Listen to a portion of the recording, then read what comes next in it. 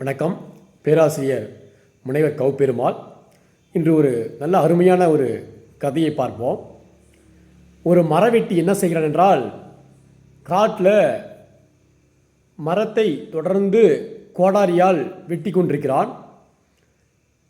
ஒரு முறை என்ன செய்கிறான், அந்த கோடாரியை மிக பலமாக ஓங்கி எறிகிறான், வீசுகிறான் அந்த மரத்தின் மீது. அந்த கோடாரி எகிரி கிணத்துல பக்கத்தில் இருக்கக்கூடிய கிணத்துல போயிட்டு விழுந்துருச்சு. உடனே அந்த மரவெட்டி அழுகிறான். இவன் அழுகல் சத்தத்தை அங்கே வனதேவிக்கு கேட்டுவிட்டது. அந்த வனதேவி இந்த மரவெட்டியை பார்த்து ஏன் அழுகிறாய் என்று கேட்கிறது.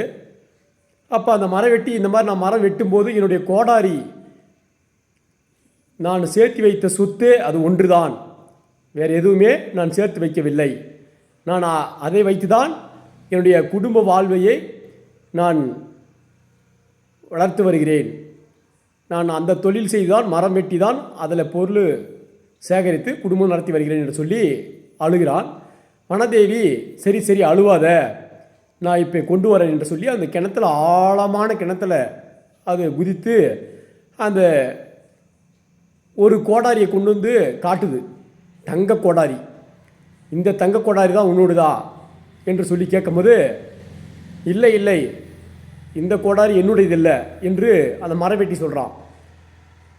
அதை பார்த்த அந்த வனதேவி, அட பிழைக்க தெரியாதவனே, இப்படியும் ஒரு நேர்மையான மனிதன் இருக்கிறியா, என்னை நம்பவே முடியலையே. இன்னைக்கு தங்கம் விற்கிற விலைக்கு தங்க கோடாரியே கொண்டு வந்து தருகிறேன், என்னுடையது இல்லை என்று கூறுகிறாயே, ஏன் நீ ஒரு பிழைக்க தெரியாத மனிதனாக இருக்கிறியே, இவ்வளோ ஒரு நேர்மையா என்று சொல்லிட்டு, சரி அடுத்தது மீண்டும் அந்த கிணற்றில் ஆழமாக சென்று வெள்ளி கோடாரியை கொண்டு வந்து கொடுக்குது.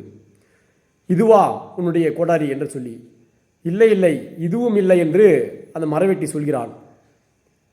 இன்னைக்கு தங்கத்துக்கு அடுத்து வெள்ளியும் மிக உயர்ந்து கொண்டே செல்கிறது.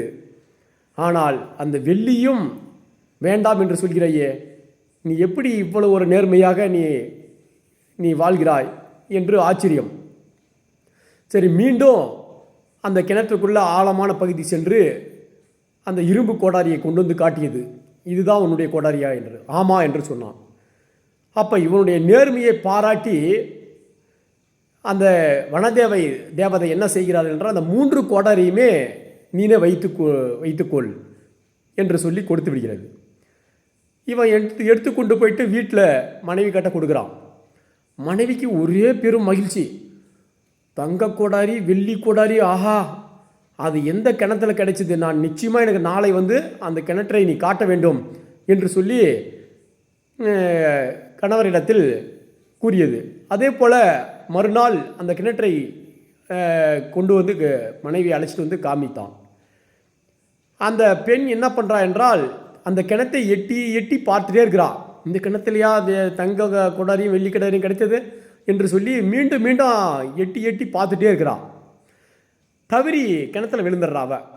அப்போ அந்த மரவெட்டி மீண்டும் அழுகுறான், ஓன்னு அழுகுறான். வனதேவதை வந்தது. ஏன் அழுகிறாய் என்று. ஐயோ, எனக்கு இருந்ததே ஒரு மனைவி தான், என் மனைவி கிணத்துல விழுந்துட்டாளே என்று சொல்லி ரொம்பவும் அழுகுறான். சரி சரி அழுவாத, நான் கொண்டு வந்து தருகிறேன் என்று சொல்லி அந்த வனதேவதை என்ன பண்ணுதுனாக்க, கிணத்துல ஆழமாக குதித்து நயன்தாராவை கொண்டு வந்து காட்டியது. இதுதான் உன் மனைவியா என்று சொல்லி. ஆமான்னு சொல்லிட்டான். ஏன்னா அவன் ஒரே முறை ஆமான்னு சொல்லிட்டான். அந்த வனதேவதைக்கு பயங்கரமான கோபம். அடப்பாவி, தங்கத்தை கொண்டு வந்து கொடுத்தோம், வெள்ளி கொண்டு வந்து கொடுத்தோம், அதெல்லாம் வேண்டான்னு சொல்லிட்டு இந்த பெண் விஷயத்தில் இப்படி